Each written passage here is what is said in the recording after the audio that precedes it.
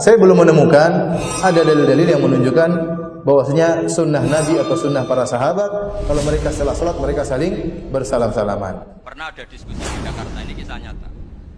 Apa dalilnya setelah sholat salaman? Mana hadisnya? Itu dijawab hadisnya tentu kita kesulitan.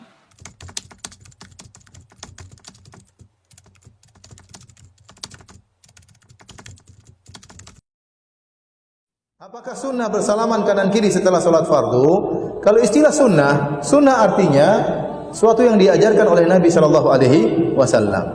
Maka saya belum menemukan ada dalil-dalil yang menunjukkan bahwasanya sunnah Nabi atau sunnah para sahabat kalau mereka setelah sholat mereka saling bersalam-salaman. Tapi kita kalau ketemu sebelum sholat ketemu kapan saja kita salami, assalamualaikum, kemudian kita salami. Kita ketemu orang ya, jangan tunggu setelah sholat baru bersalam-salaman. Sebelum sholat kita ketemuan, kita salami saudara-saudara kita. Demikian juga misalnya kita memang baru ketemu, kita datang masbuk, baru ketemu orang sebelah, kita boleh bersalaman. Karena memang kalau orang baru bertemu sunnahnya apa?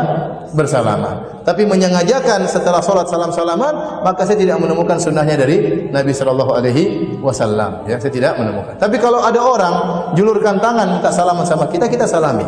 Ya, jangan kita bilang enggak, salami aja enggak apa.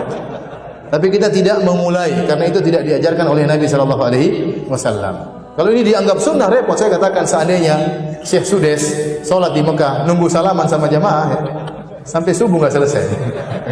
Enggak. Jadi sunnahnya tidak. Ya, sunnahnya. Jika setelah ada firqah-firqah takfiri yang mengatakan orang megang keris itu syirik, ke kuburan syirik, ini syirik, itu salah besar. Salahnya adalah tadi kalimat-kalimat atau kebenaran-kebenaran absolut ini sudah jadi sibghatullah man ahsanu minallahi sibghah. Kalimat ini begitu absolut di hatinya orang mukmin. Sehingga ketika terganggu oleh hal-hal yang adat istiadat kayak pegang keris, kayak apa, ini tidak mengganggu. Tetap kualitas iman ini di atas keyakinan adat membawa apa keris. Kalau orang membawa keris menjadi syirik karena percaya sama makhluk. Orang misalnya kejawen kalau nggak bawa keris nggak nyaman. Orang kota itu kalau nggak bawa ATM juga nggak nyaman. Itu tidak dihukumi syirik. Kamu pergi lupa bawa HP nyaman enggak? Enggak, kenapa tidak dihukumi syirik?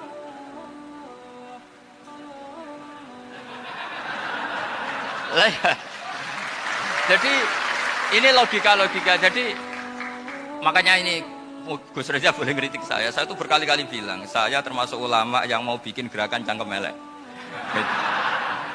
Karena nanti kalau saya nisbatkan ke Rasulullah itu tidak pantas karena Nabi ahsanan nasi khalqau wa khuluqa. Tapi saya siap jadi bempernya Rasulullah Shallallahu Alaihi Wasallam. Pernah ada diskusi di Jakarta, ini kisah nyata. Apa dalilnya setelah sholat salaman? Mana hadisnya? Itu dijawab hadisnya tentu kita kesulitan. Kalaupun ada hadisnya dhaif semua yang masalah musafahan. Akhirnya mau tidak mau dijawab pakai cangkem elek. Boleh enggak kamu setelah salam nyalain HP yang off? Boleh. Boleh enggak ke kamar mandi? Boleh. Oh berarti kencing boleh, nyalain HP boleh, yang enggak boleh itu ingat Allah. Karena mereka mengkritik wiridan, kritik salam. Akhirnya mikir deh. Ada enggak hadisnya orang setelah sholat nyalain HP? Enggak ada kan? Tapi mereka nyalain HP enggak hambatan, tapi untuk salaman masalah kan? Ke kamar mandi boleh, tapi untuk wiridan enggak boleh. Akhirnya mereka sadar, oh iya. Lama-lama dibisi gini yang kelompok itu. Kamu itu korban aliran supaya kamu gak ingat Allah, ingatnya HP-nya. Sehingga orang wiridan kamu kritik, orang nyalain HP tidak kamu kritik. Itu kelompok itu adalah kelompok orang-orang yang supaya orang Islam itu lupa Tuhannya. Itu gerakan cangkem elek, tapi jadikan orang sadar. Jadi ini penting. Jadi kalau kamu tidak bisa bela agama dengan jalan yang lurus karena tidak bakat gitu.